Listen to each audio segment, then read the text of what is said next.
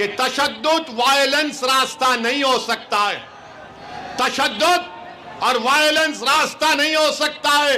हमको जमहूरियत में रहकर अपने मसाइल को हल करना है। मैं आपके दरमियान में खड़े होकर आज उदयपुर में जो हमारे एक हिंदू भाई का किसी दो नौजवानों ने उसका कत्ल किया, मैं उसका खुला खुला कंडेम करता हूं। किसी को कत्ल करने की इजाजत नहीं है कानून में, कोई किसी को नहीं मार सकता। हम कानून को अपने हाथ में नहीं लेंगे। हां, यकीनन हम दोबारा मुतालबा करते हैं कि नुपुर शर्मा को भारत के आईपीसी सीआरपीसी के कानून के तहत एक्शन लिया जाए, गिरफ्तार किया जाए, मगर कानून कोई हाथ में नहीं ले सकता। किसी को आप नहीं मार सकते, याद रखो। ये जुर्म है, ये जुल्म है। जिस तरह कोई किसी अखलाक को नहीं मार सकता, उसी तरह उदयपुर के कोई टेलर को नहीं मार सकता। जिस तरह कोई पीलू खान को नहीं मार सकता, उसी तरह कोई उदयपुर के टेलर को नहीं मार सकता। जिस तरह कोई रगबर को नहीं मार सकता, उसी तरह उदयपुर के टेलर को कोई नहीं मार सकता। जिस तरह कोई हाफिज जुनैद को नहीं मार सकता, उसी तरह उदयपुर के हमारे हिंदू भाई को नहीं मार सकता। जिस तरह किसी को गोश्त के नाम पर नहीं मार सकता, उसी तरह उदयपुर के हमारे टेलर भाई को कोई नहीं मार सकता। हम मजम्मत करते हैं, हम कंडेम करते हैं। मैं भोपाल की जनता से अपील करूंगा कि अगर आप उदयपुर के कत्ल करने वालों की मजम्मत करते हैं, कंडेम करते हैं, तो मेरे साथ नारा लगाइए, इंसाफ जिंदाबाद, कत्ल मुर्दाबाद, भारत का संविधान जिंदाबाद, भारत का संविधान जिंदाबाद। यह हमारा पैगाम होना चाहिए। मैं मीडिया के लिए नहीं कह रहा हूं, बहैसियत एक भारत के अव्वल दर्जे के शहरी के कह रहा हूं कि हम तशद्दुद को कभी नहीं मानते। वायलेंस की कोई जगह नहीं है। जिन्होंने हरकत की, वो गलत हरकत की, वो कंडेमनेबल है, हम उसकी मजम्मत करते हैं। बल्कि हम राजस्थान की सरकार से मुतालबा करते हैं कि उनके खिलाफ जो भारत का आईपीसी सीआरपीसी है, उसके खिलाफ सख्त एक्शन लिया जाए। हिम्मत मत हारो नौजवानों, मायूस मत हो, अपनी लीडरशिप को बनाओ। ये एक वैक्यूम है इस पूरे भारत में। इस देश में हमारे वतन अजीज के लिए हमने आजादी के लिए अपना सब कुछ कुर्बान किया, मगर आज हम आजादी के 75 साल मना रहे हैं। बताओ मेरे अजीज दोस्तों, जो मुझ पर उंगलियां उठाते, मुझको गालियां देते हैं, दो, मगर बताओ आज ये मुसलमानों का हाल क्यों है? बताओ क्यों ये हाल हमारा है? मेरे अजीज दोस्तों और बुजुर्गों, आपने लीडरशिप पैदा नहीं की। अगर मैं खराब हूं तो तुम अच्छे बन जाओ खुदा के लिए, मगर एक पॉलिटिकल वैक्यूम को, खला को खत्म करो, पुर करो। ये देश के लिए अच्छा है, भारत के लिए अच्छा है जब मुसलमानों की एक लीडरशिप होगी। जब लीडरशिप होगी तो वो लोगों को समझाएगी कि ये रास्ता नहीं, ये रास्ते पर चलो।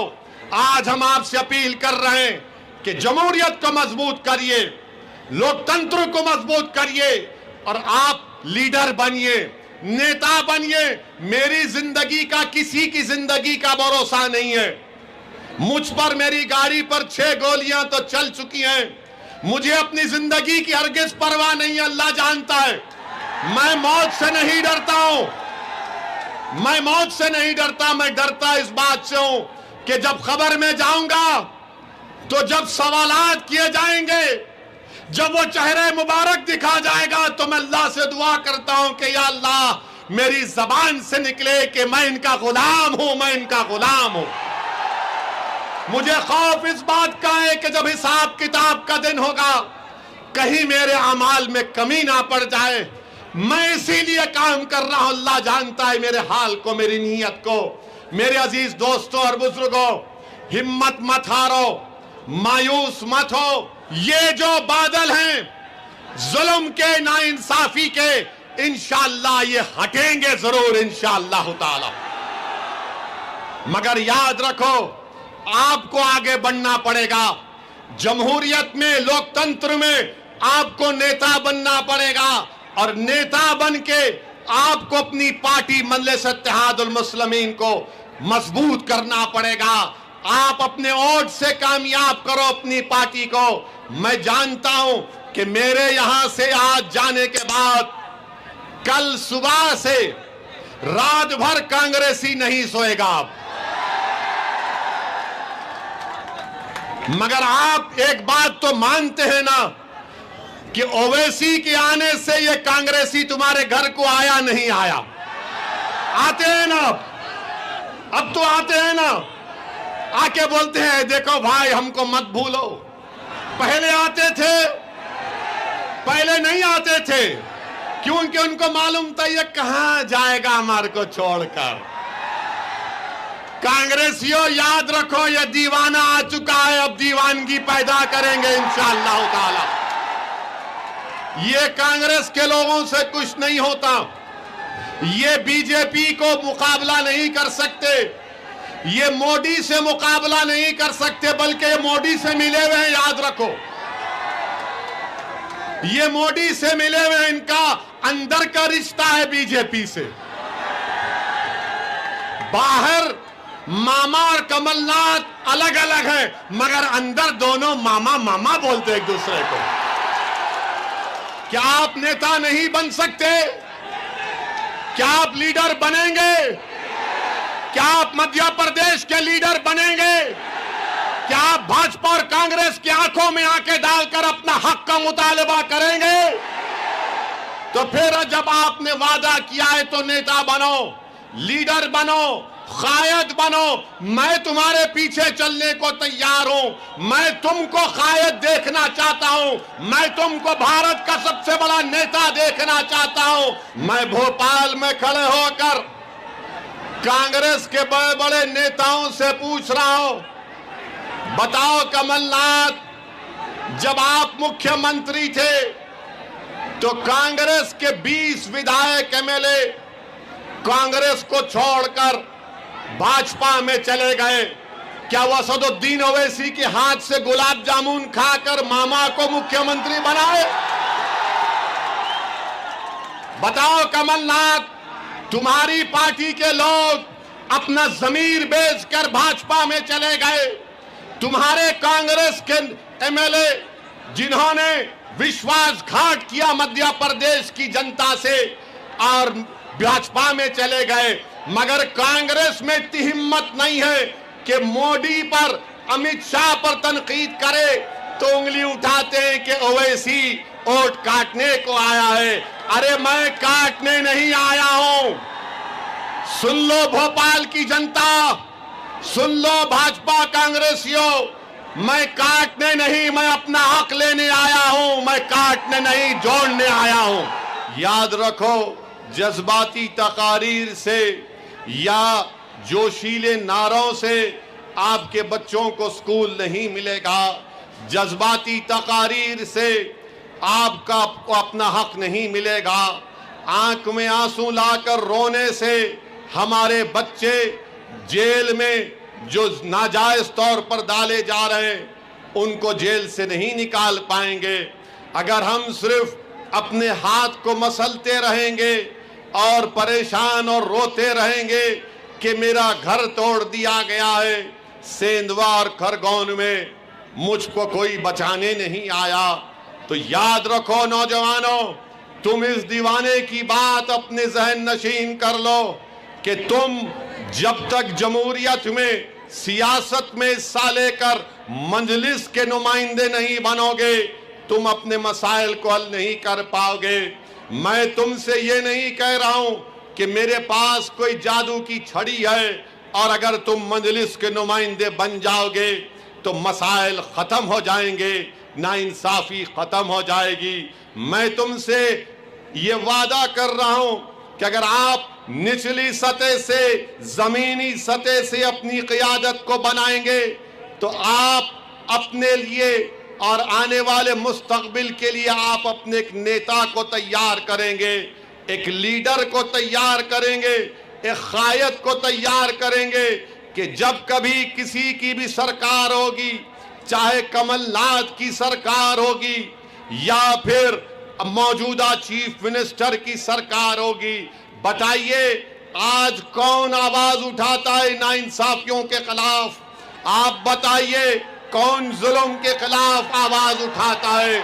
मेरे अजीज दोस्तों और बुजुर्गों, मध्य प्रदेश की असेंबली में आपके नुमाइंदे जरूर हैं, मगर बताओ जो बेबाक तरीके से संविधान के दायरे में रहकर आप आवाज क्यों नहीं उठाते? बल्कि मुझे याद आ रहा है कि कांग्रेस के जब मुख्यमंत्री कमलनाथ थे, उनका एक वीडियो आज भी है जिसमें मुसलमानों से मुखातिब होकर कमलनाथ कह रहे हैं कि आप लोग खामोश रहिए, कुछ मत बोलिए, खामोश रहिए। ये मिजाज कांग्रेस का हो सकता है कि खामोश रहो, ये मिजाज उन कमजोर लोगों का हो सकता है जो वक्त के हुक्मरानों से डरते हैं। मैं आपको मिजाज दे रहा हूं कि संविधान आपको इस बात की इजाजत देता है कि जमहूरियत के दायरे में रहकर आप अपनी आवाज को उठाएंगे, नारों से नहीं बल्कि 6 जुलाई को जाकर वोट मजलिस के हक में डालकर आप मजलिस को कामयाब करेंगे तो वो खामोशी टूटेगी, वो सन्नाटा खत्म होगा और जवाब होगा कमलनाथ को, जवाब होगा भाजपा को। एक तरफ कांग्रेस हमसे कहती है कि खामोश हो जाओ, दूसरी तरफ भाजपा कहती है कि आवाज अगर उठाओगे तो घर तोड़ दिया जाएगा। मैं भोपाल की सरजमीन में बरकतुल्लाह खान के जानशीनों के दरमियान में खड़े होकर भाजपा और कांग्रेस को कह रहा हूं कि असदुद्दीन ओवैसी को अल्लाह जब तक जिंदा रखेगा मैं पुकारता रहूंगा और आवाज लगाऊंगा, क्योंकि भारत का संविधान मुझे और आपको सबको इजाजत देता है कि आप आवाज उठाएं। जमहूरियत के दायरे में रहकर हमको अपनी लड़ाई लड़ना है। मैं आपको ये नहीं कह रहा हूं कि तशद्दुद करो, बल्कि याद रखो तशद्दुद रास्ता नहीं है, वोट डालना और सियासी क़ियादत बनाना रास्ता है। तशद्दुद से कोई चीज हासिल नहीं होती। अगर हासिल करना है नौजवानों तो सियासी लीडरशिप को बनाओ कि मेरे यहां आने से, मजलिस के इंतखाबात लड़ने से बड़े बड़े कांग्रेसियों की नींद हराम हो चुकी है,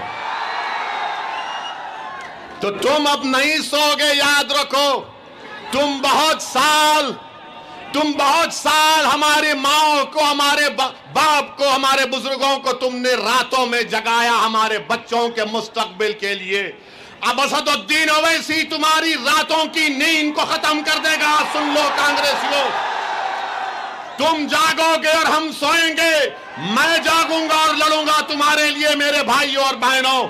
मैं भाजपा के लोगों से भी कहना चाहूंगा कि आपने खरगोन और सेंधवा में मासूम लोगों के घरों को तोड़ा। क्या भाजपा के लोग, क्या आपके दिलों में, आपके सीनों में धड़कता हुआ दिल नहीं है किसी का गरीब का घर तोड़कर आपको रात में नींद कैसी आती? हमको बताइए। किसी गरीब को उसके घर से बेघर करके आपको सुकून कैसे मिल सकता है? बताओ आप कि कौन सा इंसाफ है कि वसीम शेख जिसके हाथ नहीं है उसके दुकान को तोड़ दिया गया, ये कहकर के वो पत्थर फेंकने वाला था। बताओ मुख्यमंत्री, बताओ मध्य प्रदेश के होम मिनिस्टर जो मुझसे बहुत ज्यादा मोहब्बत करते हैं, मैं उनको भी बताना चाह रहा हूं, वसीम शेख का हाथ नहीं है तो कैसे कोई जिसका हाथ नहीं है वो पत्थर फेंक सकता है? क्या ये आपका इंसाफ है? क्या ये आपकी गरीबों से मोहब्बत की मिसाल है? ना कमलनाथ से डरो, ना मुख्यमंत्री से डरो, ना भाजपा से, ना कांग्रेस से डरो। डरो तो सिर्फ रब्बुल आलमीन से डरो। और याद रखो, आप ही के शहर के एक शायर ने कहा था, मंजर भोपाली ने कहा था कि कि ताकतें तुम्हारी है और खुदा हमारा है, याद रखो।